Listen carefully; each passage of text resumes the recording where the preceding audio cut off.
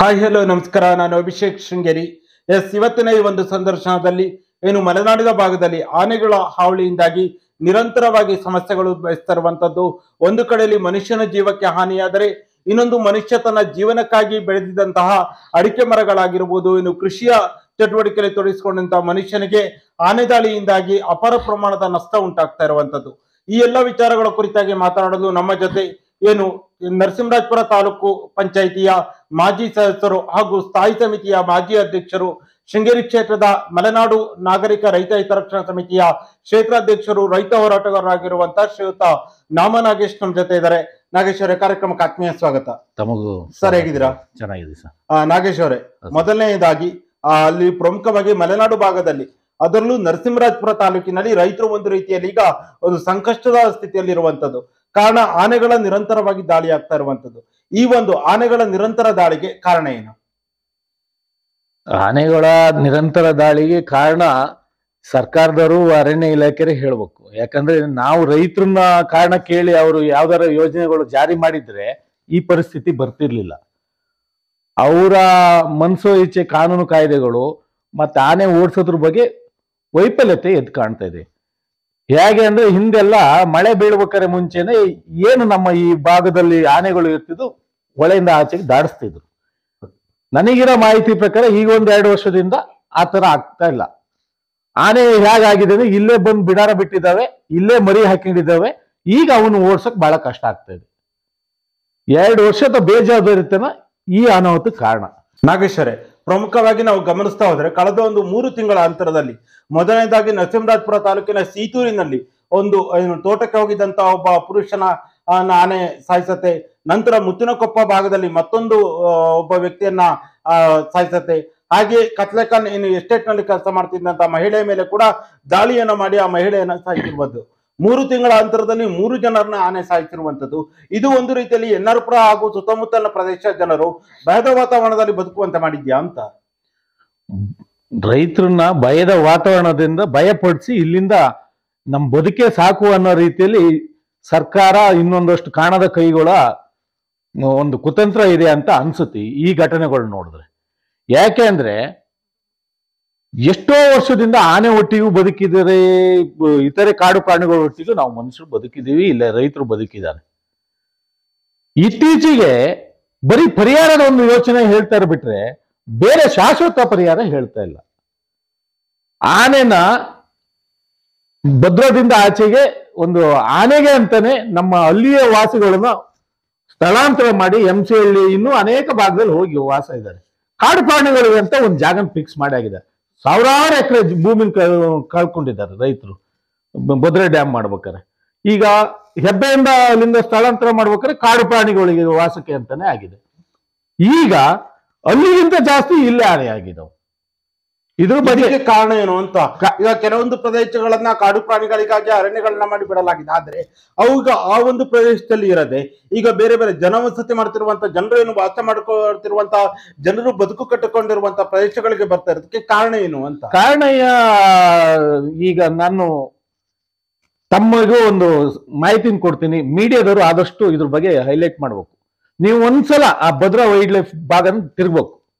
ಅವು ತಿನ್ನುವಂತ ಆಹಾರ ಪದಾರ್ಥಗಳೇ ಅಲ್ಲಿ ಬೆಳೆಯಲ್ಲ ಅಂದ್ರೆ ಸರ್ಕಾರದವರು, ಇಲಾಖೆಯರು, ಇಲ್ಲಿ ನಾವು ರೈತರು ಬೆಳೆ ಪದಾರ್ಥ ಸಿಗುತ್ತೆ. ಅದು ಅಡಿಕೆ ಇರ್ಬೋದು, ತೆಂಗಿರ್ಬೋದು, ಬಾಳೆ ಇರ್ಬೋದು, ಭತ್ತ ಇರ್ಬೋದು, ಎಲ್ಲವೂ ಸಿಗ್ತವೆ. ಆದ್ರೆ ಅಲ್ಲಿ ಏನ್ ಬೆಳೀತಾ ಇದ್ದಾರೆ? ಅವಕ್ಕೆ ಆಹಾರ ಬೇಕಲ್ಲ. ನಾನು ಅದಕ್ಕೆ ಹೇಳೋದು ಅರಣ್ಯ ಇಲಾಖೆರಿಗೂ ಎಲ್ಲರಿಗೂ, ಅದು ರೈತ ಅಂದ್ರೆ ಅರಣ್ಯ ಇಲಾಖೆಯವರು ಕೆಲವರು ಕೃಷಿ ಮಾಡಿದವರು ಇದ್ದಾರೆ, ನಾವು ರೈತರು ಇದೀವಿ, ಕಾರ್ಮಿಕರು ತೋಟ ಮಾಡ್ಕೊಂಡಿದ್ದಾರೆ. ಆನೆ ಅಲ್ಲಿ ಬಂದು ಫಸಲು ತಿನ್ನಕ್ ಬರುತ್ತೆ ಹೊರತು ಇವನು ಬಡವ, ಇವನು ಶ್ರೀಮಂತ, ಇವನು ಅರಣ್ಯ ಇಲಾಖೆನೋ ಇವನು ಒತ್ತುವರಿದಾರ ಅಂತ ಬರಲ್ಲ. ನೀವು ಅಲ್ಲಿ ಕರೆಕ್ಟ್ ಆಗಿ ಅದಕ್ಕೆ ಬೇಕಾಗಿರುವಂತ ಪದಾರ್ಥನ ಬೆಳೆಸಿದ್ರಿ, ಹಲಸಿನ ಮರ ಇರ್ಬೋದು, ಹಣ್ಣಿರ್ಬೋದು, ಈ ನಾವೇನ್ ರೈತರು ಬೆಳೆ ಬೆಳೀತಿದ್ರೆ ಅದನ್ನೇ ಬೆಳೀರಿ, ಅಲ್ಲಿ ಬೇರೆ ಬೇರೆ ಭಾಗದಲ್ಲೂ ಬೆಳೀರಿ, ಅವಾಗ ಈ ಕಡೆಗೆ ಬರಲ್ಲ. ಇನ್ನೊಂದು ಶಾಶ್ವತವಾಗಿ ಪರಿಹಾರ ನಾವು ಕೇಳ್ತಾ ಇರೋದು, ರೈಲ್ವೆ ಬ್ಯಾರಿಕೇಡ್ ಮಾಡ್ತೀವಿ ಅಂತ ಅಂದಿನಿಂದ ಹೇಳಿಕೆ ಬರ್ತಾ ಇದ್ದಾರೆ ಬಿಟ್ರೆ ಎಲ್ಲಿವರೆಗೂ ಅದು ಕಾಮಗಾರಿ ಶುರುವಾಗಿಲ್ಲ. ಈಗಲೂ ಅಷ್ಟೇ ನಾವು ಕ್ಷೇತ್ರದ ಶಾಸಕರು ಇರ್ಬೋದು, ಜಿಲ್ಲಾ ಉಸ್ತುವಾರಿ ಮಂತ್ರಿಗಳು ಇರೋದು, ಎಲ್ಲರಿಗೂ ಹೇಳೋದು, ಆನೆನ ಮಳೆ ಬೀಳ್ಬೇಕಾದ್ರೆ ಮುಂಚೆನೆ ಈಗ ಹೊಳೆ ನೀರು ಕಮ್ಮಿ ಆಗ್ತದೆ, ಆಚೆಗೆ ದಾಟಿಸಿ ರೈಲ್ವೆ ಬ್ಯಾರಿಕೇಡ್ ಬೇಲಿ ಮಾಡಿ ಶಾಶ್ವತ ಪರಿಹಾರ ಕೊಡಿ. ಹಾಗೆ ಸರ್, ಪ್ರಮುಖವಾಗಿ ಈಗ ಆನೆ ದಾಳಿಗೆ ಒಳಗಾದ ನಾವು ನೋಡಿದ್ರೆ ಏನು ಆನೆ ದಾಳಿಗೆ ಒಳಗಾಗಿ ಮೃತಪಟ್ಟ ಕುಟುಂಬದವರಿಗೆ 15 ಲಕ್ಷ ರೂಪಾಯಿ ಹಣವನ್ನ ನೀಡಿ ಈಗ ಕೈ ತೊಳ್ಕೊಳ್ತಾ ಇರುವಂತದ್ದು. ಯಾಕಂದ್ರೆ ಒಂದು ಜೀವಕ್ಕೆ 15 ಲಕ್ಷ ರೂಪಾಯಿ ಸಾಕನ್ನೋ ಮಾತು ಕೇಳಿ ಬರ್ತಾ ಇದೆ.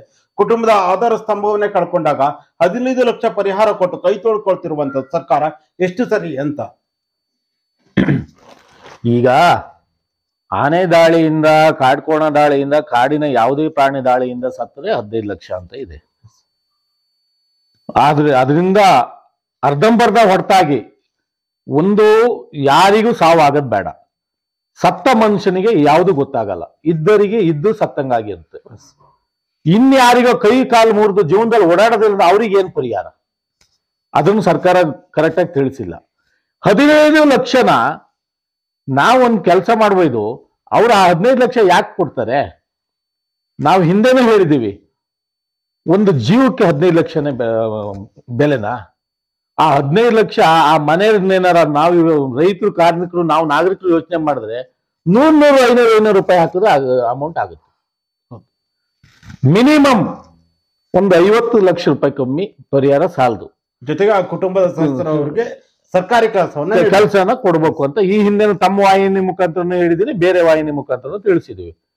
ಆದ್ರೆ ನಾವು ಹೇಳೋದೇ ಆಗ್ತಾ ಇದೆ ಬಿಟ್ರೆ ಯಾವುದೇ ಜವಾಬ್ದಾರಿಯುತವಾಗಿರೋರು ಇಲ್ಲಿ ಕೇಳಿ ಇಲ್ಲಿ ಬಿಡೋದಾಗ್ತಾ ಇದೆ. ಒಂದಷ್ಟನ್ನ ಯಾರಕ್ಕೆ ಹೇಳ್ತಾರೆ, ಇದು ಮುಂದೇನ್ ಅನುಕೂಲ? ನಾನ್ ಹೇಳ್ತಾ ಇರೋದು ಇದೇ ಕೆಲಸ ಯಾರ ಸಾವನ್ನ ಹಾರೈಸಲ್ಲ, ಆದ್ರೆ ಆಳುವವರು, ಅಧಿಕಾರ ನಡೆಸುವವರು, ಅವ್ರ ಮನೆಯಲ್ಲಿ ಅವ್ರ ಕುಟುಂಬದಲ್ಲಿ ಇದಾದ್ರೆ ಏನಾಗುತ್ತೆ ಆ ನೋವು ಅರ್ಥ ಮಾಡ್ಕೋಬೇಕು. ಆಗದ್ ಬೇಡ, ಆಗಿದ್ರೆ ಏನಾಗುತ್ತೆ ಅನ್ನೋದೊಂದು 5 ನಿಮಿಷ ಯೋಚನೆ ಮಾಡ್ಕೊಂಡ್ರೆ ಇದಕ್ಕೆಲ್ಲ ಪರಿಹಾರ ಸಿಗುತ್ತೆ. ನಾಗೇಶ್ ಅವರೇ, ಈಗಿನ ಸರ್ಕಾರಗಳಾಗಿರ್ಬೋದು ಅಥವಾ ಶಾಸಕರಾಗಿರ್ಬೋದು, ಅಧಿಕಾರಿಗಳಾಗಿರ್ಬೋದು, ಚುನಾಯಿತ ಜನಪ್ರತಿನಿಧಿಗಳು ಈ ಒಂದು ಆನೆಗಳ ವಿಚಾರದಲ್ಲಿ ಎಲ್ಲಿ ಒಂದ್ ಕಡೆ ನೋಡಿದ್ರೆ ಒಂದು ರೀತಿಯಲ್ಲಿ ನೆಗ್ಲೆಕ್ಟ್ ನ ತೋರಿಸ್ತಾ ಇದಾರೆ ಅಂತ. ಯಾಕಂದ್ರೆ 3 ಆನೆಗಳಿಂದ 3 ಜನ ಪ್ರಾಣವನ್ನು ಕಳೆದುಕೊಂಡ್ರು ಕೂಡ ಸರ್ಕಾರ ಇದಕ್ಕೆ ಯಾವುದೇ ರೀತಿಯ ಸೂಕ್ತವಾದ ಕ್ರಮವನ್ನು ಕೈಗೊಂಡಿಲ್ಲ. ಅದರ ಕುರಿತಾಗಿ ಎಲ್ಲೂ ಕೂಡ ಚರ್ಚೆಗಳಾಗ್ತಾ ಇಲ್ಲ. ಕೇವಲ ಏನು ಮನುಷ್ಯನ ಮೇಲೆ ಅಥವಾ ಬೆಳೆಗಳ ಮೇಲೆ ದಾಳಿ ಮಾಡಿದಾಗ ಅದೊಂದು ಸುದ್ದಿ ಆಗ್ತಾ ಇದೆ ವಿನಃ ಅದಕ್ಕೆ ಸೂಕ್ತವಾದ ಪರಿಹಾರ ಸಿಗ್ತಾ ಇಲ್ಲ. ಅಂದ್ರೆ ಈ ಭಾಗದ ಶಾಸಕರಾಗಿರ್ಬೋದು, ಸರ್ಕಾರ ಆಗಿರ್ಬೋದು, ಅಧಿಕಾರಿಗಳು ಸಂಪೂರ್ಣವಾಗಿ ಈ ವಿಚಾರದಲ್ಲಿ ವಿಫಲರಾಗಿದ್ದಾರ ಅಂತ. ಏನಂದ್ರೆ ಆ ತರದ ಅವಘಡ ನಡೆದವು ಸಂತಾಪ ಸೂಚಿಸ್ತಾರೆ, ಇನ್ನೇನ್ ಪರಿಹಾರ ಚೆಕ್ ಇಟ್ಕೊ ಬರ್ತಾರೆ, ಇದ್ ಮಾಡ್ತಾರೆ. ನಾವು ಕೇಳ್ತಿರೋದು ನಿಮ್ಮ ಸಂತಾಪ ಬೇಡ, ನಿಮ್ದು ಈ ಪರಿಹಾರ ಬೇಡ, ನಮಗೆ ಶಾಶ್ವತ ಪರಿಹಾರ ಬೇಕು. ನೀವು ಅಧಿವೇಶನದಲ್ಲಿ ಈ ಭಾಗದಲ್ಲಿ ಆಯ್ಕೆ ಆಗಿರುವಂತರು, ಅದು ನಮ್ಮ ಶೃಂಗೇರಿ ಕ್ಷೇತ್ರದಲ್ಲಿ ನಮ್ಮ ಚಿಕ್ಕಮಗಳೂರು ಜಿಲ್ಲೆಯ ಅರ್ಧ ಭಾಗ ಸಂಪೂರ್ಣವಾಗಿ ಆನೆದು ಕಾಡ್ಕೊಳೋದು ಈ ಹಾವಳಿ ಇದೆ. ಎಲ್ಲರಿಗೂ ಅನ್ವಯಿಸುತ್ತೆ. ಎಲ್ಲಾ ಶಾಸಕರು ಧ್ವನಿಯಾಗಿ ನಿಲ್ಬೇಕು. ಜಿಲ್ಲಾ ಉಸ್ತುವಾರಿ ಮಂತ್ರಿಗಳು ಸಹಿತ ಧ್ವನಿಯಾಗಿ ನಿಲ್ಬೇಕು. ಅಧಿವೇಶನದಲ್ಲಿ ನಿಮ್ಮ ನಿಲುವೇನು ಅನ್ನೋದನ್ನ ನಾವು ನೋಡ್ತೀವಿ. ಈ ಬಾರಿ ನಮಗೇನ್ ಶಾಶ್ವತ ಪರಿಹಾರ ಕೊಡ್ತೀರಿ ಅನ್ನೋದನ್ನ ನೋಡ್ತೀವಿ. ನೀವು ಸುಮ್ಮನೆ ಬರೋದು, ಸಂತಾಪ ಸೂಚಿಸೋದು, ಇನ್ನೇನೋ ನಮಗೆ ಬ್ಯಾಡ್ದಿ ಭರವಸೆ ಕೊಟ್ಟೋಗೋದು ನಿಲ್ಸಿ, ನಮಗೆ ಶಾಶ್ವತ ಪರಿಹಾರ ಕೊಡಿ. ನೋಡಿ, ನರಸಿಂಹರಾಜಪುರದಲ್ಲಿ ಆನೆ ಕಾಟ ಆದ್ರೆ ಶೃಂಗೇರಿಯಲ್ಲಿ ಕಾಡ್ಕೋಣ ಕಾಟ, ಕಳಸ ಭಾಗದಲ್ಲಿ ಕಾಡ್ಕೋಣ ಇದೆ, ಮೂಡಿಗೆರೆಯಲ್ಲಿ ಕಾಡ್ಕೋಣಗಳು ಇದಾವೆ. ಅಲ್ಲೂ ಆ ಸಣ್ಣ ಪುಟ್ಟ ಆನೆದು ಇದಿದೆ. ಆದ್ರೆ ಹೆಚ್ಚಿನ ಭಾಗ ಎನ್ನಾರ್ಪುರದಲ್ಲಿ ಆನೆಯ ಹಾವಳಿ ಜಾಸ್ತಿ ಆಗಿದೆ. ಕೊಪ್ಪದ ಒಂದು ಎಸ್ಟೇಟ್ ಅಲ್ಲೂ ಕೂಡ ಇತ್ತೀಚೆಗೆ ಏನೋ ಕಾಡ್ಕೋಣ ದಾಳಿ ನಡೀತು ಏನೋ ಒಂದು ಮಾತು ಕೂಡ ಇದೆ. ಒಬ್ಬ ಕಾರ್ಮಿಕನಿಗೆ ಕಾಡ್ಕೋಣ ದಾಳಿ ಮಾಡಿ ಆತ ಆಸ್ಪತ್ರೆ ಕೂಡ ದಾಖಲಾಗಿದ್ದ ಅನ್ನೋ ಮಾತು ಕೂಡ ಇದೆ. ಅಂದ್ರೆ ಒಂದು ಕಡೆಯಲ್ಲಿ ಕಾಡಾನೆ ದಾಳಿ, ಇನ್ನೊಂದು ಕಡೆ ಕಾಡ್ಕೋಣ ದಾಳಿ, ಇನ್ನೊಂದು ಕಡೆ ಚಿರತೆ ದಾಳಿ. ಈ ರೀತಿಯಾಗಿ ನಿರಂತರವಾಗಿ ಪ್ರಾಣಿಗಳ ದಾಳಿ ಆಗುತ್ತಿದ್ರು ಕೂಡ ಸರ್ಕಾರಗಳಾಗಿರ್ಬೋದು, ಶಾಸಕರು ಯಾಕೆ ಇನ್ನು ಧ್ವನಿ ಎತ್ತಿಲ್ಲ ಇದ್ರ ಬಗ್ಗೆ? ನಾವು ಇದನ್ನೇ ಕೇಳ್ತೇವೆ ಸರ್. ನಮ್ಮ ಪರವಾಗಿ ಪ್ರಶ್ನೆ ಮಾಡಿ ಅಂತಾನೆ ಕ್ಷೇತ್ರದ ಜನ ನಿಮಗೆ ಜನನಾಯಕರು ಅಂತೇಳಿ ಆಯ್ಕೆ ಮಾಡಿ ಕಳಿಸಿದ್ದು. ಇಲ್ಲಿಯ ಜಿಲ್ಲೆಯ ಸಮಸ್ಯೆನ ನಿವಾರಿಸ್ಲಿ ಅಂತಾನೆ ನೀವು ಉಸ್ತುವಾರಿ ಮಂತ್ರಿ ಅಂತ ನೀವೆಲ್ಲ ಶಾಸಕರುಗಳು ಆಯ್ಕೆ ಮಾಡಿರ್ತೀರಿ. ನೀವು ಧ್ವನಿಯಾಗಿ ಮಾತಾಡಿ, ಅದನ್ನ ನಾವು ಕೇಳ್ತಾ ಇರೋದು. ನಮಗೆ ಶಾಶ್ವತ ಪರಿಹಾರ ಕೊಡಿ. ಮಲೆನಾಡು ಭಾಗಕ್ಕೆ ಎಲ್ಲೋ ಕುತ್ಕೊಂಡು ಗಾಜಿ ಮೇಲೆ ಕುತ್ಕೊಂಡು ಕಲ್ಲು ಹೊಡೆಯೋದಲ್ಲ. ಬಹಳ ಭಾಷಣ ಬಿಗಿಯರು ಇದಾರಲ್ಲ, ಅವ್ರು ಯಾರು ಇಲ್ಲಿ ಮೂಲ ವಾಸ ಇಲ್ಲ.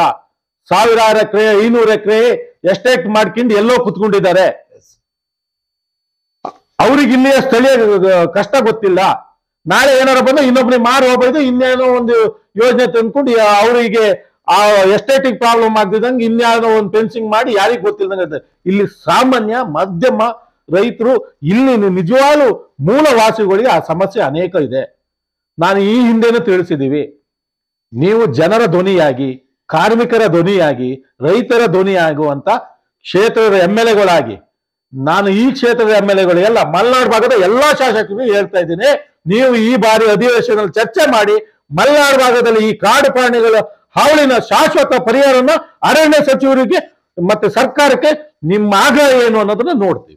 ನಾಗೇಶ್ವರೇ, ಈಗ ಆನೆಗಳ ದಾಳಿ ಆಗಿರ್ಬೋದು, ಕಾಡು ಪ್ರಾಣಿಗಳ ದಾಳಿಯಿಂದಾಗಿ ರೈತರಾಗಿರ್ಬೋದು, ಈ ಭಾಗದ ಜನತೆ, ಸಾರ್ವಜನಿಕರು ಈಗ ಸಂಕಷ್ಟದ ವಾತಾವರಣದಲ್ಲಿ ಇರುವಂತದ್ದು. ಇಂತಹ ಸಂದರ್ಭದಲ್ಲಿ ನೀವು ರೈತ ಹಿತರಕ್ಷಣಾ ಸಮಿತಿಯನ್ನು, ಮಲೆನಾಡು ನಾಗರಿಕ ರೈತ ಹಿತರಕ್ಷಣಾ ಸಮಿತಿಯ ಕ್ಷೇತ್ರಾಧ್ಯಕ್ಷರಾಗಿರುವಂತದ್ದು, ಸರ್ಕಾರದ ವಿರುದ್ಧವಾಗಿ, ಶಾಸಕರ ವಿರುದ್ಧ, ಅಧಿಕಾರಿಗಳ ವಿರುದ್ಧ ನಿಮ್ಮ ಒಂದು ಹೋರಾಟ ಮುಂದಿನ ದಿನಗಳಲ್ಲಿ ಯಾವ ರೀತಿಯಾಗಿರುತ್ತೆ? ಸರ್, ನಾವು ಈಗಾಗಲೇ ಕೊಪ್ಪದಲ್ಲಿ ಕ್ಷೇತ್ರ ಮಟ್ಟದ ಹೋರಾಟ ಆಗಿದೆ. ಕೆಲವೊಂದು ಭಾಗದಲ್ಲಿ ಸಣ್ಣ ಪಟ್ಟದ ಹೋರಾಟ ಬೇರೆ ಬೇರೆ ಸಮಿತಿಯವರು ಮಾಡಿದ್ದಾರೆ, ನಾವು ಅವ್ರಿಗೆ ಬೆಂಬಲವಾಗಿ ಕೊಟ್ಟಿದ್ದೀವಿ. ಈಗಾಗಲೇ ನರಸಿಂಹರಾಜಪುರದಲ್ಲಿ ಇವತ್ತೊಂದು ಸಭೆ ಇತ್ತು, ಅದು ಅನಿವಾರ್ಯ ಕಾರಣದಿಂದ ಬೇರೆ ಒಂದು ಕಾರ್ಯಕ್ರಮದ ಸಭೆ ಕರೆದಿದ್ದರಿಂದ ಅದು ಒಂದು ಧಾರ್ಮಿಕ ಕ್ಷೇತ್ರದ ಕಾರ್ಯ ಆಗಿದ್ದರಿಂದ ನಾವು ಅದನ್ನ ಸಭೆ ಮುಂದಾಡಿದ್ವಿ. ಮತ್ತೆ ಇನ್ನೊಂದು ಕಾರಣನೂ ಇದೆ, ಅದು ಗೌಪ್ಯತೆ ಇದೆ ಸಭೆ ಮುಂದೂಡಕ್ಕೆ. ಈಗಾಗಲೇ ನಾವು ಯೋಚನೆ ಮಾಡಿದ್ದು ಇಡೀ ಕ್ಷೇತ್ರದಲ್ಲಿ ಹೋಬಳಿ ಮಟ್ಟದ ರೈತ ಸಮಿತಿಯ ಸಮಿತಿಯನ್ನು ಮಾಡ್ತೀವಿ. ಸಭೆಯ ಮುಖಾಂತರ ಎಲ್ಲರ ಸರ್ವಾನುಮತದಿಂದ ಸಮಿತಿನ ರಚನೆ ಮಾಡಿ ನಾವು ಜಿಲ್ಲೆಯ ಎಲ್ಲಾ ರೈತ ಸಮಿತಿಯವರೊಂದಿಗೂ ಚರ್ಚೆನೂ ಮಾಡಿದ್ದೀವಿ. ನಿಮ್ಮ ಯಾವುದಾದರೂ ಸಮಿತಿಯ ನೇತೃತ್ವದಲ್ಲಿ ಜಿಲ್ಲಾ ಮಟ್ಟದಲ್ಲಿ ಹೋರಾಟ ಕೈಗೊಂಡ್ರೆ ನಮ್ಮ ಸಮಿತಿ ಸಂಪೂರ್ಣವಾಗಿ ಎಲ್ಲಾ ರೀತಿಯಲ್ಲೂ ಬೆಂಬಲವಾಗಿ ನಿಲ್ಲುತ್ತೆ. ಅದು ರೈತರನ್ನ ಕರ್ಕೊಬರೋದಿರ್ಬೋದು, ಕಾರ್ಮಿಕರನ್ನ ಕರ್ಕೊಬರೋದಿರ್ಬೋದು, ಈ ಸಂಖ್ಯೆಯ ಒಟ್ಟಿಗೆ ಶ್ರಮ ಏನ್ ಬೇಕು ಅದೆಲ್ಲ ಸಂಪೂರ್ಣವಾಗಿ ಬೆಂಬಲ ನಿಲ್ತೀವಿ ಅಂತ ತಿಳಿಸಿದೀವಿ. ಇಲ್ಲೋ ನಮ್ಮ ಸಮಿತಿಯಿಂದ ಒಂದು ನಿರ್ಣಯ ಕೈಗೊಳ್ತೀವಿ, ಇಡೀ ಜಿಲ್ಲೆಯ ಎಲ್ಲ ನಾಗರಿಕರು ಕೈ ಜೋಡಿಸಿ ನಾವು ಸರ್ಕಾರಕ್ಕೂ ಅಧಿಕಾರಿಗಳಿಗೂ ಯಾವ ಮಟ್ಟದಲ್ಲಿ ಹಿಂದೆ ಇತ್ತೀಚಿನ ದಿನಗಳಲ್ಲಿ ನಮ್ಮ ಜಿಲ್ಲೆಯಲ್ಲಿ ಎಂದೂ ಹೋರಾಟ ಆಗಿರುವಂತ ಸಂಖ್ಯೆನ ಸೇರಿಸೋದ್ರ ಒಟ್ಟಿಗೆ ಹೋರಾಟದ ತೀವ್ರತೆಯನ್ನು ಬೇರೆ ಮಾರ್ಗದಲ್ಲಿ ಮಾಡಿ ತೋರಿಸ್ಬೇಕು ಅಂತೇಳಿ ನಿರ್ಧಾರ ಆಗಿದೆ. ಆದ್ರೆ ಬೇರೆ ಸಮಿತಿಯವರು ಅದ್ರೊಂದಿಗೆ ಏನಾರ ಮಾಡ್ತಾರೆ ಅಂದ್ರೆ ಅವರೊಟ್ಟಿಗೆ ಕೈ ಜೋಡಿಸ್ತೀವಿ, ಇಲ್ಲ ಅಂದ್ರೆ ಸರ್ಕಾರಕ್ಕೂ ಜನಪ್ರತಿನಿಧಿಗಳು ಎಚ್ಚೆತ್ತುಕೊಳ್ಳುವಂತ ಹೋರಾಟ ಮಾಡೇ ಮಾಡ್ತೀವಿ. ಅಷ್ಟರ ಒಳಗೆ ನೀವು ಶಾಶ್ವತ ಪರಿಹಾರ ಮಾಡಿ, ಇಲ್ಲ ಅಂದ್ರೆ ನಮ್ಮ ಹೋರಾಟದ ದಿಕ್ಕನ್ನ ತಪ್ಸಕ್ಕೆ ನೀವೇನಾರ ಪ್ರಯತ್ನ ಪಟ್ರೆ ನಾವೆಲ್ಲ ಏನು ರೈತರು ಕಾರ್ಮಿಕರು ಧರ್ಮ ಬಿಟ್ಟು ಭಗವಂತ ಒಬ್ಬಿದನಂತ ಏನು ಪ್ರಾರ್ಥನೆ ಪೂಜೆ ಎಲ್ಲ ಮಾಡ್ತೀವಲ್ಲ, ಅದು ಮಸೀದಿ ಇರ್ಬೋದು, ದೇವಸ್ಥಾನ ಇರ್ಬೋದು, ಚರ್ಚ್ ಇರ್ಬೋದು, ಎಲ್ಲರ ಪ್ರಾರ್ಥನೆ ಶಾಪ ನೀವು ಮುಂದ್ ಗುರಿಯಾಗಿ. ಇಷ್ಟೇ ಹೇಳವಲ್ಲ, ಇದ್ರಿಗಿಂತ ಬೇರೆ ಏನು ಹೇಳಲ್ಲ. ನೀವು ಎಲ್ಲಿವರೆಗೂ ಸಮಾಧಾನ ಅಂದ್ರೆ ಈ ಶಾಪನ ಹಾಕಿದ್ದೀನಿ ಅಂದ್ರೆ ನಾನು ಇಡೀ ಕ್ಷೇತ್ರದ ಎಲ್ಲಾ ರೈತರು ಕಾರ್ಮಿಕರು ನಾಗರಿಕರ ಪರವಾಗಿ ಈ ಶಾಪನ ಹಾಕ್ತಿದ್ದೀನಿ ಅಂದ್ರೆ ಎಷ್ಟು ಜನ ನೊಂದಿರ್ಬೋದು. ಈ ನಿಮ್ಮ ವಾಹಿನಿ ಮುಖಾಂತರ ನನ್ನ ಶಾಪನ ಹಾಕಿದ್ರೆ ನೋಡಿದ್ರೆ ಇನ್ನು ಪ್ರತಿ ಪೂಜೆ ಮಾಡಿದ್ರೆಲ್ಲ ಬೇರೆ ಬೇರೆ ಬೇಡಿಕೆ ದೇವ್ರ ಹತ್ರ, ಚರ್ಚಲ್ಲಿ, ಯೇಸು ಹತ್ರ, ಮಸೀದಿಯಲ್ಲಿ ಅಲ್ಲನ ಹತ್ರ ಬೇಡ್ತಿದ್ರಲ್ಲ, ಇನ್ನು ಮುಂದೆ ಈ ಶಾಪನೇ ಬೇಡ್ತಾರೆ ಅಂತ ಹೇಳ್ತಾ ಇದ್ದೀವಿ. ಪ್ರಮುಖವಾಗಿ ನಾಗೇಶ್ವರೇ, ಈಗ ನಾವು ನೋಡಿದ್ರೆ ಒಂದು ಕಡೆಯಲ್ಲಿ ಮನುಷ್ಯನ ಜೀವ ಹೋಗ್ತಾ ಇರುವಂತದ್ದು, 3 ತಿಂಗಳಲ್ಲಿ 3 ಜನರು ತಮ್ಮ ಜೀವವನ್ನು ಕಳೆದುಕೊಂಡಿರುವಂತದ್ದು. ಇನ್ನೊಂದು ಮನುಷ್ಯನ ಜೀವನಕ್ಕೆ ಏನು ರೈತರು ತಮ್ಮ ಜೀವನಕ್ಕಾಗಿ ಬೆಳೆದಂತ ಫಸಲುಗಳನ್ನ ಕಳೆದುಕೊಂಡಿರುವಂತದ್ದು. ಈಗ ಗುಬ್ಬಿಗ ಆಗಿರ್ಬೋದು, ಸೀತೂರು ಭಾಗದಲ್ಲಿ ಆಗಿರ್ಬೋದು, ಮುತ್ತಿನಕೊಪ್ಪ ಭಾಗದಲ್ಲಿ ಕೆಲವೊಂದು ಭಾಗಗಳಲ್ಲಿ ನಿರಂತರವಾಗಿ ಆನೆಗಳು ತೋಟಗಳ ಮೇಲೆ ದಾಳಿ ಮಾಡ್ತಾ ಇರುವಂತದ್ದು, ಏನು ಫಸಲಿಗೆ ಬರ್ತಿರೋ ಅಡಿಕೆ ಮರಗಳನ್ನ ಮುರಿದಾಕಿರುವಂತದ್ದು, 200-300 ಅಡಿಕೆ ಮರಗಳನ್ನ ಮುರಿದು ನಿರಂತರವಾಗಿ ನಡೀತಾ ಇದೆ. ನಾವು ಮಾಧ್ಯಮದವರಿಗೆ ನಮಗೂ ಕೂಡ ಎಲ್ಲರೂ ಕೂಡ ವಿಡಿಯೋಗಳನ್ನ ಕಳಿಸ್ತಾ ಇರ್ತಾರೆ. ನೋಡಿದ್ರೆ ನಮ್ಗೆ ಭಯದ ಒಂದು ಬೇಸರ ಆಗುತ್ತೆ. ಯಾಕಂದ್ರೆ ದಿನದಲ್ಲಿ 5-6 ತೋಟಗಳಿಗೆ ನುಗ್ಗಿ ಆ ಪ್ರಮಾಣದಲ್ಲಿ ಹಾನಿ ಮಾಡ್ತಾ ಇದ್ರೆ ರೈತ ಬದುಕೋದು ಹೇಗೆ ಅಂತ. ಇದು ಬಹಳ ರೈತರ ಜೀವನನೇ ಕಷ್ಟ ಆಗೋಗಿದೆ. ಅಥವಾ ರೈತರನ್ನ ಯಾವ ಹಂತದಲ್ಲಿ ಬೆದರಿಸ್ಬೇಕು ಅಂತ ಏನಾರ ಮಾಡ್ತಾ ಇದಾರೋ ಗೊತ್ತಿಲ್ಲ. ನಮ್ಮ ಭಾಗದಲ್ಲಿ ಈ ತರದ ಸಂಖ್ಯೆಯ ಆನೆ ಇರಲೇ ಇಲ್ಲ. ಈಗಿನ 2-3 ವರ್ಷದ ಈಚೆಗೆ ಬಹಳ ಅತ್ಯಂತ, ಅದು ಹೇಳಬಾರ್ದು, ಒಂದೊಂದು ಹಿಂದೆ ಆನೆಗಳಿದಾವಲ್ಲ ಅಷ್ಟು ಸಂಖ್ಯೆನೂ ಈ ಹಿಂದೆ ಇರಲಿಲ್ಲ. ಇದ್ರ ಹಿಂದೆ ಏನೋ ಒಂದು ಕಾಣದ ಪಿತೂರಿ ನಡೀತಾ ಇದೆ ಅನ್ಸುತ್ತೆ. ನಮ್ಮ ರೈತರು ಯಾವ ರೀತಿ ಅಂದ್ರೆ ನೋಡಿ, ಗದ್ದೆ ಇರೋದನ್ನ ತೋಟ ಮಾಡಿ ಅದು ಕರೆಕ್ಟಾಗಿ ಫಸಲು ಕೈ ಸಿಗ್ಬೇಕಾದ್ರೆ 12-15 ವರ್ಷ ಬೇಕು. ತೆಂಗಿನ ಮರಗಳು, ನಾವು ಸಣ್ಣ ಪುಟ್ಟ ಪ್ರಾಣಿಗಳು ಎಂತದೋ ಈ ಜಿಂಕೆ, ಕಡುವೆ ಇವೆಲ್ಲ ಏನೋ ಒಂದು ಗದ್ದೆನ ಒಂಚೂರು ತಿನ್ಕೊಂಡು ಹೋಗ್ತಿದ್ರು, ಒಂದೆರಡು ಮರನ ಏನಾರ ಬುದ್ಧಿ ಮುರಿದಾಕ್ತಿದ್ರು ಬಿಟ್ರೆ ಅದರಿಂದ ನಮಗೆ ಜೀವನಕ್ಕೆ ಏನ್ ತೊಂದರೆ ಇರ್ಲಿಲ್ಲ. ಇನ್ನು ಮಂಗ ಪಕ್ಷಿಗಳು ಎಲ್ಲ ಸಣ್ಣ ಪುಟ್ಟ ನಾವು ಬೆಳೆದಿರೋ ಫಸಲನ್ನು ತಿಂತಿದ್ರು ಬಿಟ್ರೆ ನಮ್ಮ ಭವಿಷ್ಯನೇ ಹಾಳು ಮಾಡ್ತಿಲ್ಲ. ಇದು ಈ ವರ್ಷ ಒಂದು ವರ್ಷ ಲಾಸ್ ಆದ್ರೆ ಇನ್ನೊಂದು ವರ್ಷ ಸಿಗೋದು ಇಲ್ಲ, ಅರ್ಧ ಬೆಳೆ ಸಿಗೋದು ಅರ್ಧ ಬೆಳೆ ನಷ್ಟ ಆಗೋದು ಹೀಗೆ ಆಗ್ತಾ ಇತ್ತು. ಇದು ಹೇಗೆ ಅಂದ್ರೆ ಬದುಕೆ ಬರಡ್ ಆಗ್ತಾ ಇದೆ. ಒಂದು ಅಡಿಕೆ ಮರ ತೆಂಗಿನ ಮರ ಎಲ್ಲ ಪಲ್ಟಿ ಓಡಿಸಿದ್ರೆ ಮತ್ತೆ ಅದನ್ನ ಬೆಳೆಯಕ್ಕೆ ಸಾಧ್ಯನಾ? ಇನ್ನು 15-20 ವರ್ಷ ಬೇಕು.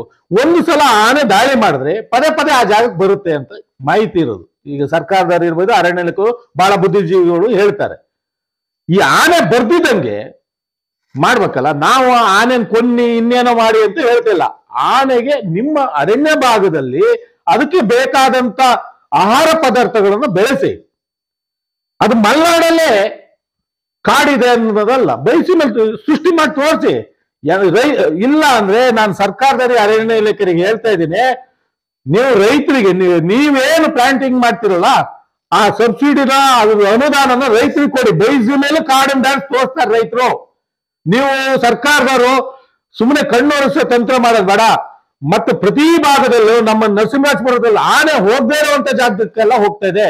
ತಾವು ಹೇಳ್ದಂಗೆ ಸೀತೂರು ಇರ್ಬೋದು, ಮಡಬೂರು ಇರ್ಬೋದು, ಮುತ್ತಿನಕೊಪ್ಪ ಇರ್ಬೋದು, ಬೈರಾಪುರ ಇರ್ಬೋದು, ಇನ್ನ ಗೋಮನೆ ಇರ್ಬೋದು, ಇಲ್ಲೆಲ್ಲ ಹೋಗ್ತಾ ಇದೆ. ಮುಂಚೆ ಆನೆ ದಾಳಿ ಆಗುವಂತ ಜಾಗದಲ್ಲಿ ಸ್ವಲ್ಪ ಪ್ರಮಾಣ ಕಮ್ಮಿ ಆಗ್ತಾ ಇದೆ. ಆದ್ರೆ ಅಲ್ಲಿ ಕಮ್ಮಿ ಆಗ ಕಾರಣ ಏನು ಅಂದ್ರೆ ಬೇರೆ ಯಾವುದೂ ಏನಲ್ಲ, ರೈತರು ಅವ್ರಿಗೆ ಬೇಕಾದಂಗೆ ಅವರ ಓನು ಸ್ವಯಂ ಪ್ರೇರಿತವಾಗಿ ಭದ್ರತೆಯನ್ನು ಮಾಡ್ಕೊಂಡಿದ್ದಾರೆ. ನಾವು ಅದಕ್ಕೆ ಸರ್ಕಾರದವರಿಗೆ ಹೇಳೋದು, ರೈತರಿಗೆ ಫ್ರೀ ಕಾಸ್ಟ್ ಅಲ್ಲಿ ಸೋಲಾರ್ ಬೇಲಿ ಮಾಡ್ಕೊಡಿ ಅವ್ರ ಜಮೀನಲ್ಲಿ. ಹೊಳೆಯಿಂದ ಆಚೆಗೆ ಈಚೆಗೋ ನೀವು ರೈಲ್ವೆ ಬ್ಯಾರಿಕೇಡ್ ಭದ್ರವಾಗಿ ಮಾಡಿ, ಆವಾಗ ನಮಗೆ ಶಾಶ್ವತ ಪರಿಹಾರ. ಇಲ್ಲ ಅಂದ್ರೆ ಯಾವುದೇ ಕಾರಣದಿಂದ ಮುಂದೊಂದಿನ ಸರ್ಕಾರದಿಂದ ಮತ್ತೆ ಅರಣ್ಯ ಇಲಾಖೆ ವಿರುದ್ಧ ಜನ ಉದ್ರೇಕದಿಂದ ಹೋರಾಟಕ್ಕೆ ಇಳಿದ್ರೆ ಮುಂದಿನ ಪರಿಣಾಮ ನೀವೇ ಅನುಭವಿಸಿ. ಪ್ರಮುಖವಾಗಿ ನಾಗೇಶ್ ಅವರೇ, ಏನು ಶೃಂಗೇರಿ ಕ್ಷೇತ್ರ ಮಟ್ಟದ ಒಂದು ಹೋರಾಟವನ್ನ ಮಾಡ್ತೀರಾ? ಕಸ್ತೂರಂಗನ್ ವರದಿ ಆಗಿರ್ಬೋದು, ಒತ್ತುವರಿ ತೆರವಿನ ವಿಚಾರವಾಗಿ ಕೊಪ್ಪದ ಬಸ್ ನಿಲ್ದಾಣದ ಆವರಣದಲ್ಲಿ ಕ್ಷೇತ್ರ ಮಟ್ಟವನ್ನ ಬಂದ್ ಮಾಡಿ ಬೃಹತ್ತಾದ ಹೋರಾಟವನ್ನ ಮಾಡ್ತೀರಾ? 5,000-6,000 ಜನಸಂಖ್ಯೆ ಸೇರತ್ತೆ, ಒಂದು ಯಶಸ್ಸಿನ ಒಂದು ಹೋರಾಟವನ್ನ ಮಾಡ್ತೀರಾ?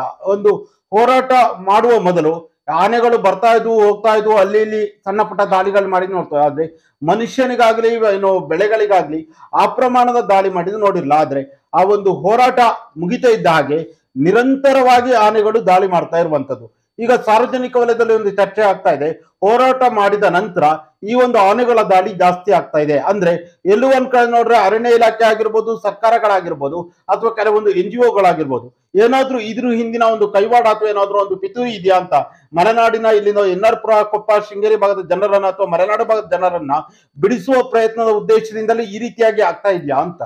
ಹಿಂದಿನಿಂದನೂ ಅದಾಗ್ತಾ ಇದೆ, ಈಗ ಜಾಸ್ತಿ ಆಗ್ತಾ ಇದೆ. ಹಿಂದಿನಿಂದ ಏನು ಬೇರೆ ಬೇರೆ ಪ್ರಾಣಿಗಳನ್ನು ತಂದು ಬಿಡ್ತಾ ಇದ್ರು.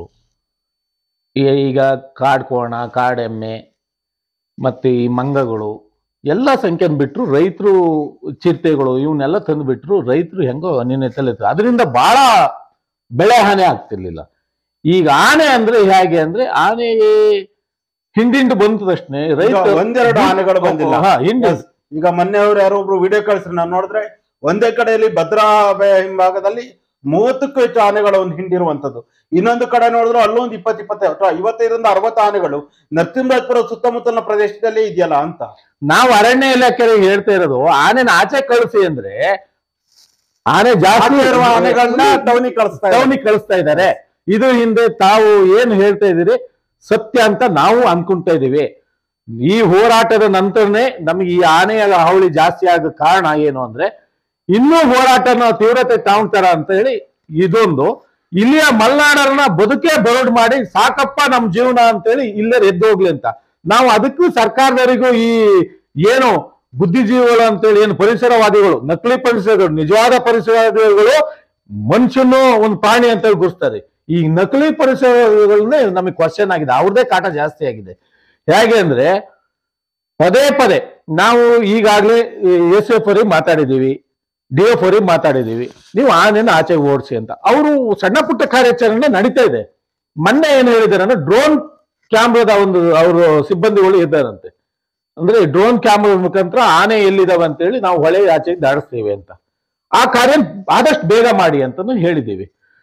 ಈಗ ಮನುಷ್ಯನ ಜೀವನ ಹೇಗಿದೆ ಅಂದ್ರೆ ನೋಡಿ, ಕಾಡ್ಕೋಣ ಪ್ರಾಣಿನೇ, ಕಾಡ್ಕೋಣ ಎಮ್ಮೆ ಏನು ಅವ್ರ ಕಾಡಲ್ಲಿರುವಂತ ಪ್ರಾಣಿಗಳೆಲ್ಲ ಪ್ರಾಣಿನೇ.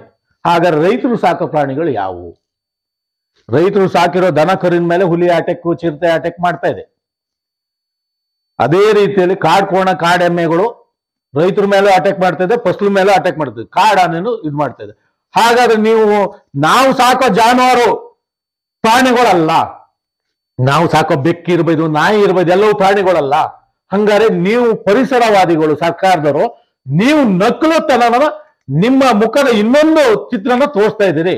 ನೀವು ನಿಜವಾದ ಪರಿಸರವಾದಿಗಳಾದ್ರೆ ನಾವು ಸಾಕಿರೋ ಪ್ರಾಣಿನೂ ಅದು ಒಂದು ಪ್ರಾಣಿ ಅನ್ನೋ ರೀತಿಯಲ್ಲಿ ಯಾಕೆ ಯೋಚನೆ ಮಾಡಲ್ಲ? ಅದಕ್ಕಾಗಿ ಹೇಳ್ತಾ ಇದ್ದೀನಿ, ನಾವು ರೈತರು ಕಾಡು ಪ್ರಾಣಿಗೂ ಆಹಾರವನ್ನು ನೀಡ್ತೀವಿ. ನೀವು ಕಾಡು ಪ್ರಾಣಿನ ನಿಮ್ಮ ಭಾಗದಲ್ಲಿ ಒಂದಷ್ಟು ಅದಕ್ಕೆ ಬೇಕಾದಂತ ವ್ಯವಸ್ಥಿತವಾಗಿ ಆಹಾರ ಪದಾರ್ಥನ ಬೆಳೆಸಿ ಅವಕ್ಕೆ ಸಿಗಂಗೆ ಮಾಡಿದ್ರೆ ನಮಗೆ ಈ ರೈತರಿಗೆ ಸಮಸ್ಯೆ ಇಲ್ಲ. ಆದ್ರೆ ಇದು ಹಿಂದೆ ತಾವು ಹೇಳೋ ಮುನ್ನಾರ ಇದೆ. ಮುಂದಿನಿಂದಲೇ ತಮ್ಮ ವಾಹಿನಿ ಮುಖಾಂತರ ತಿಳಿಸೋದೇನಂದ್ರೆ, ಎಲ್ಲಾ ರೈತರು, ಕಾರ್ಮಿಕರು, ನಾಗರಿಕರು ಪಕ್ಷ ಭೇದ ಮರೆತು ಇದು ವಿರೋಧವಾಗಿ ಒಂದು ಹೋರಾಟ ಒಳ್ಳೆ ರೀತಿಯಲ್ಲಿ ಮಾಡಿದ್ರೆ ಮುಂದೆ ಪರಿಹಾರ, ಇಲ್ಲ ಅಂದ್ರೆ ನಾವು ಊರ್ ಬಿಟ್ಟು ಹೋಗೋದೇ ಶಾಶ್ವತ ಪರಿಹಾರ ಅಂತ ಅನ್ಕೊಂಡು. ನಾಗೇಶ್ವರೇ, ಈಗ ಆನೆಗಳ ನಿರಂತರವಾಗಿ ದಾಳಿ ಆಗ್ತಿರುವಂತದ್ದು, ಒಂದು ಕಡೆ ಮನುಷ್ಯನ ಮೇಲೆ ದಾಳಿ ಆಗ್ತದೆ, ಮನುಷ್ಯ ಜೀವನ ಕಳೆದುಕೊಳ್ತಾ ಇದ್ದಾನೆ, ಮನುಷ್ಯ ತಮ್ಮ ಜೀವನಕ್ಕಾಗಿ ಬೆಳೆದಂತಹ ಬೆಳೆಗಳನ್ನು ಕೂಡ ಕಳೆದುಕೊಳ್ತಾ ಇರುವಂತದ್ದು. ಎಲ್ಲೋ ಒಂದ್ ಕಡೆ ನೋಡಿದ್ರೆ ಸರ್ಕಾರಗಳು ಸಂಪೂರ್ಣವಾಗಿ ನಿರ್ಲಕ್ಷ್ಯತನ ತೋರಿರುವುದು ಕೂಡ ಕಂಡು ಬರ್ತಾ ಇದೆ. ಒಬ್ರು ಜನಪ್ರತಿನಿಧಿಯಾಗಿ, ಒಬ್ಬ ರೈತ ಹೋರಾಟಗಾರಿ, ನಿಮ್ಗೆ ಅನ್ಸತ್ತೆ ಈ ಒಂದು ಭಾಗದಲ್ಲಿ ಈ ಒಂದು ಸಮಸ್ಯೆಯನ್ನ ಹೇಗ್ ಬಗೆಹರಿಸಬಹುದು ಅಂತ? ಈ ಆನೆ ದಾಳಿಗಳಿಂದ, ಕಾಡು ಪ್ರಾಣಿಗಳ ದಾಳಿಯಿಂದ ಹೇಗೆ ಈ ಒಂದು ಭಾಗವನ್ನ ರಕ್ಷಣೆ ಮಾಡಬಹುದು? ಮೊದಲನೇದಾಗಿ ರೈತರನ್ನ, ಅಧಿಕಾರಿಗಳನ್ನ, ಒಬ್ಬ ಜನಪ್ರತಿನಿಧಿಯಾದರೂ ಒಂದು ಸಂವಾದದ ಕಾರ್ಯಕ್ರಮ ಮಾಡ್ಬೇಕು, ಶಾಶ್ವತ ಪರಿಹಾರನ ಕೇಳ್ಬೇಕು.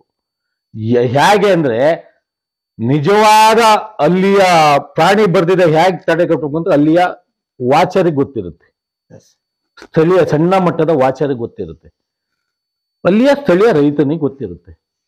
ಈ ದೊಡ್ಡ ಮಟ್ಟದ ಅಧಿಕಾರಿಗಳಿಗೆ ಹೇಗೆ ಅಂದ್ರೆ ಒಂದು ಅಹಂ ಇರುತ್ತೆ, ನಾನು ವಾಚರ್ ಮಾತು ಯಾಕೆ ಕೇಳ್ಬೇಕು, ಗಾರ್ಡ್ ಮಾತು ಯಾಕೆ ಕೇಳ್ಬೇಕು ಅಂತ. ಇದು ಸಂವಾದದ ಕಾರ್ಯಕ್ರಮ ಮಾಡಿದ್ರೆ ಇದಕ್ಕೊಂದು ಶಾಶ್ವತ ಪರಿಹಾರ ಕಂಡು ಹಿಡ್ಕೋಬಹುದು. ಆದ್ರೆ ಶಾಶ್ವತ ಪರಿಹಾರ ಆನೆ ಓಡಿದ ತಕ್ಷಣ ಮತ್ತೆ ನೀರು ಕಮ್ಮಿ ಆದ ತಕ್ಷಣ ಬರೋಲ್ಲ ಅಂತಿಲ್ಲ.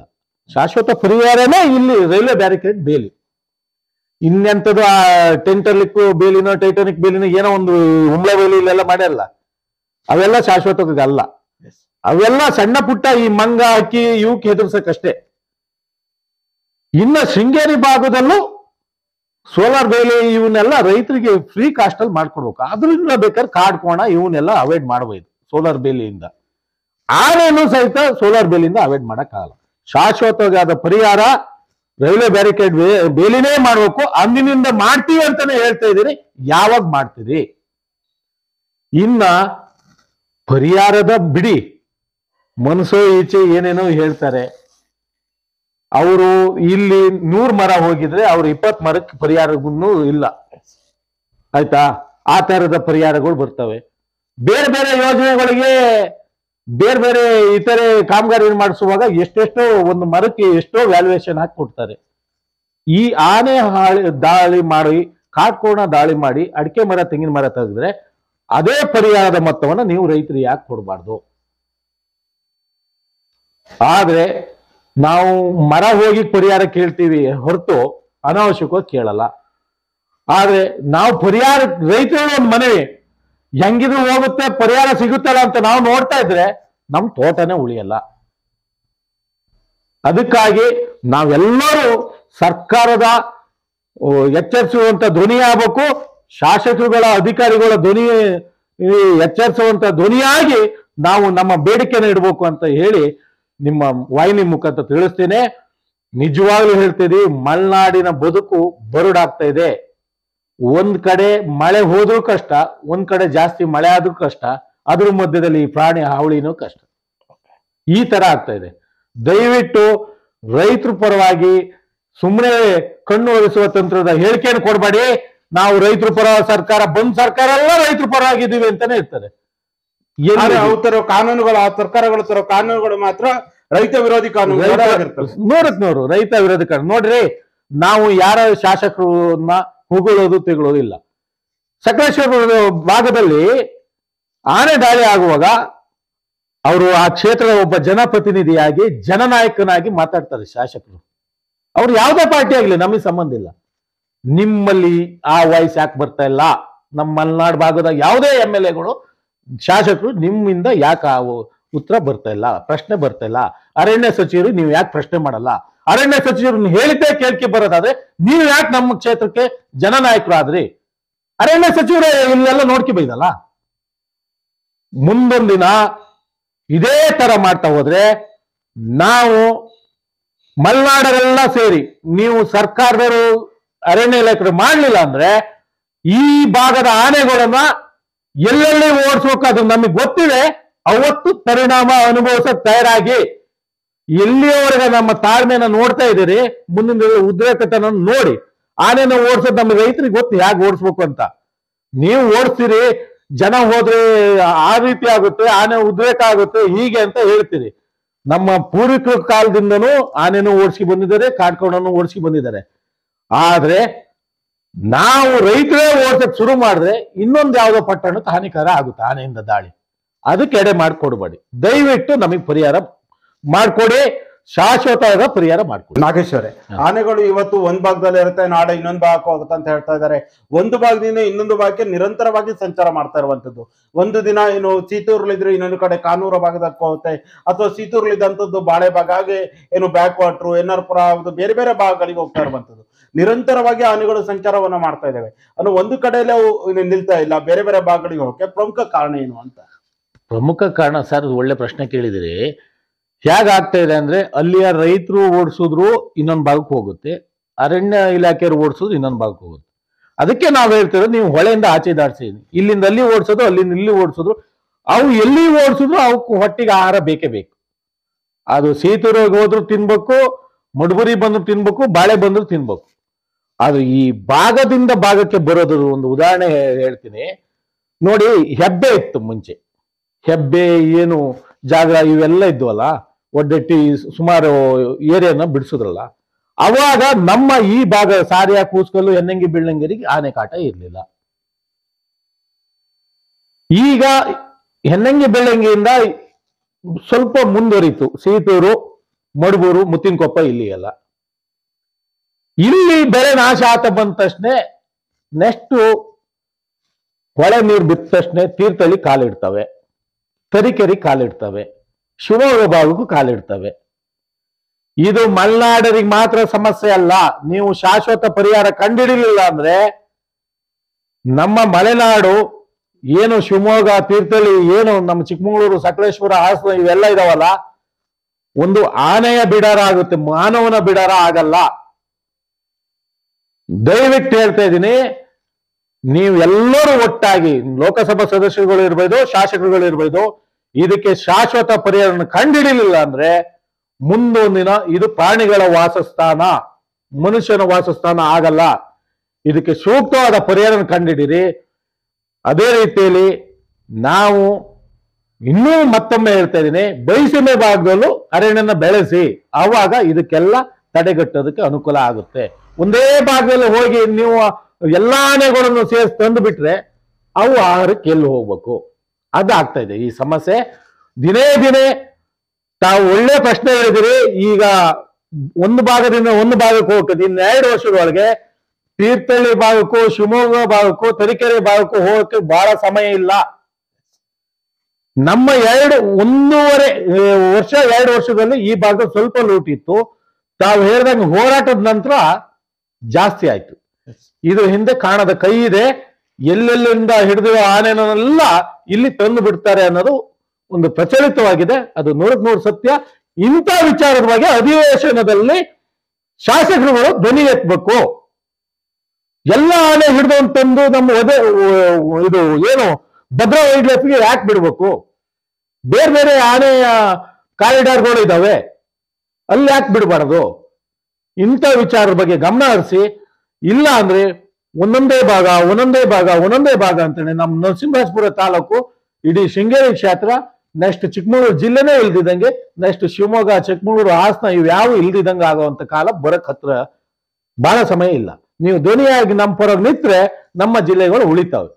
ಇಲ್ಲ ಅಂದ್ರೆ ನಮ್ಮ ಸಾಗರದವರು ಒಬ್ರು ನಮ್ಮ ರೈತ ಮುಖಂಡರು ಒಬ್ರು ಒಳ್ಳೆ ಪ್ರಶ್ನೆ ಎತ್ತಿದ್ರು, ಶ್ರೀನಿವಾಸಣ್ಣ ಅಂತೇಳಿ.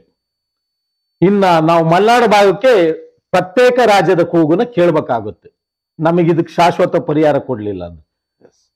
ದಯವಿಟ್ಟು ಜನಪ್ರತಿನಿಧಿಗಳು ಅದಕ್ಕೆ ಅವಕಾಶ ಮಾಡಿಕೊಡ್ಬೇಡಿ. ನಾಗೇಶ್ವರೇ, ಈ ಆನೆ ದಾಳಿಗಳಾಗಿರ್ಬೋದು, ಕಾಡು ಪ್ರಾಣಿಗಳ ದಾಳಿ ಕುರಿತಾಗಿ ಕೊನೆಯದಾಗಿ ಈ ಒಂದೇನು ಅಧಿವೇಶನ ಕೂಡ ಪ್ರಾರಂಭವಾಗ್ತಾ ಇದೆ, ಕೊನೆಯದಾಗಿ ಏನ್ ಹೇಳಕ್ ಬಯಸ್ತೀರಾ? ಅಧಿವೇಶನದಲ್ಲಿ ನಮ್ಮ ಜಿಲ್ಲೆಯ ಎಲ್ಲಾ ಜನಪ್ರತಿನಿಧಿಗಳು, ಜಿಲ್ಲಾ ಉಸ್ತುವಾರಿ ಮಂತ್ರಿಗಳು ಇದ್ರ ಬಗ್ಗೆ ರೈತರಿಗೆ ಅನ್ಯಾಯ ಆಗದಂತೆ ಪ್ರಾಣಿ ಹಾವಳಿನ ತಡೆಗಟ್ಟೋದಕ್ಕೆ ಧ್ವನಿ ಎತ್ತಬೇಕು.